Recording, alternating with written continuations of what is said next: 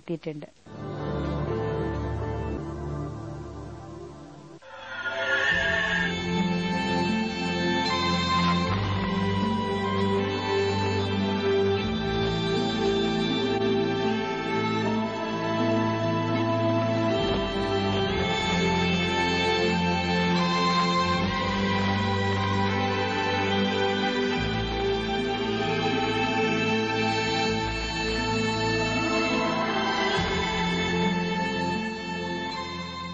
ഒരു കുടുംബനാഥൻ വരുമാനം അദ്ദേഹത്തിന് വരുന്ന ശമ്പളം കയ്യിൽ കിട്ടിയ ഉടൻ പാലിന് വീട്ടുവാടക അല്ലെങ്കിൽ ഹൗസിംഗ് ലോണ്, ഇലക്ട്രിസിറ്റി, ടെലിഫോൺ, അങ്ങനെ പല കാര്യങ്ങൾക്ക്, ഭക്ഷണ സാധനങ്ങൾ, കുട്ടികളുടെ വിദ്യാഭ്യാസം, എല്ലാറ്റിനും അതിലൊരു ബഡ്ജറ്റ് ഉണ്ടാക്കുന്നുണ്ട്. പക്ഷെ നമ്മുടെ ആരോഗ്യത്തിന് വേണ്ടിയിട്ട് നമ്മൾക്ക് പ്രത്യേകിച്ച് അങ്ങനെ ഒരു ബഡ്ജറ്റും ഇല്ല.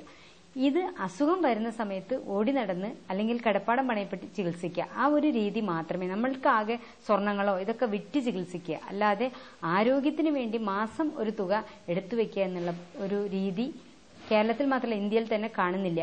ആ അവസരത്തിലാണ് നമുക്ക് മെഡിക്കൽ ഇൻഷുറൻസ്, പല ഇൻഷുറൻസ് സ്കീമും ഉണ്ടല്ലോ, അതിന്റെ വളരെയധികം ആവശ്യം വരുന്നത്.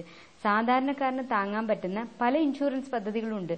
ഇന്ന് എല്ലാ ചികിത്സയും ചെറിയ ഒരു ഡയബറ്റിക് സ്റ്റാർട്ടിംഗ് തൊട്ട് ഡയബറ്റിക് എൻഡ് വരെ എത്തുമ്പോൾ എന്തൊക്കെ ബുദ്ധിമുട്ടുകളുണ്ടാവുന്നുണ്ട്. അത് കിഡ്നിക്കോ ഹാർട്ടിനോ അങ്ങനെ പല തകരാറുകളും ഉണ്ടാക്കുന്നുണ്ട്. സ്വന്തം കാല് മുറിച്ച് കളയുക, കണ്ണിന് കേടുവരിക, ഒരുപാട്. അതേപോലെ വരുന്ന മാരക രോഗങ്ങളും സാധാരണ രോഗങ്ങൾക്കും വലിയ വലിയ ചികിത്സാ ചെലവ് വരുന്നുണ്ട്, മരുന്നിനും എല്ലാം. ആ അവസരത്തിൽ നമ്മൾക്ക് ഇനിയുള്ള തലമുറയ്ക്ക് ചെയ്യാവുന്ന ഒരു കാര്യം, നിർബന്ധമായിട്ടും നമ്മുടെ ജീവിതത്തിൽ നമ്മൾ എപ്പോഴും രോഗികളാവാനുള്ള സാധ്യത വളരെയധികം കൂടുതലാണ്.